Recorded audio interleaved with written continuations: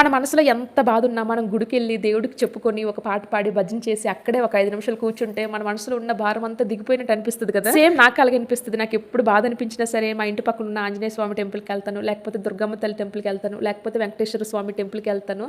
అప్పుడప్పుడు కుదిరితే చర్చికి కూడా వెళ్తాను. వెళ్ళి అక్కడ కూర్చొని భజన చేసినప్పుడు కానీ, లేకపోతే సాంగ్స్ పాడినప్పుడు కానీ, ఆ వైబ్కి మొత్తం మన మైండ్లో ఉన్న స్ట్రెస్ అంతా బయటకు వెళ్ళిపోయిన ఫీలింగ్ వస్తుంది కదా అందరికీ. నేను ఇంకా నిన్నే అనుకుంటున్నాను, నాకు చాలా స్ట్రెస్గా ఉంది, నేను గుడిని చాలా మిస్ అవుతున్నాను. అదే మా ఇంటి దగ్గర ఉంటే గనక ఏదో గుడికి వెళ్ళి కొద్దిసేపు కూర్చుంటే గనక మనసు ప్రశాంతంగా అవును, ఇక్కడ ఛాన్స్ లేదే అని చెప్పి అనుకున్నాను. ఇంకా నా మనసులోని బాధని దేవుడు విన్నట్టున్నాడు. ఈ రోజు నుంచి మమ్మల్ని కూడా మందిర పీరియడ్కి రమ్మని చెప్పి పిలిచారు. నేను మోక్ష అక్కడికే బయలుదేరుతున్నాము. ఇక్కడ నుంచి ఎవ్రీ వీక్ మేము కూడా వెళ్తాము మందిర పీరియడ్కి. అక్కడికి వెళ్ళి కూర్చుని ఆ భజన చేసి పాటలు పాడుతున్నారు కదా, అవంతా విని ఆ దేవుడిని చూసి నిజంగా నాకు ఏడుపు వచ్చేసింది తెలుసా. నేను అలా ఏడ్చుకుంటూ దేవుడికి దండం పెట్టుకున్నాను. నిజంగా చెప్తున్నాను, నా మైండ్ లో ఉన్న స్ట్రెస్ అంతా పోయింది. నేను ఇప్పుడు ఫ్రెష్ మైండ్ తో మళ్ళీ రిటర్న్ ఇంటికి వచ్చాను అనమాట. మీకు కూడా నాకులాగే మీకు బాధ అనిపించినప్పుడు దేవుడికి చెప్పుకోవడం అలవాట.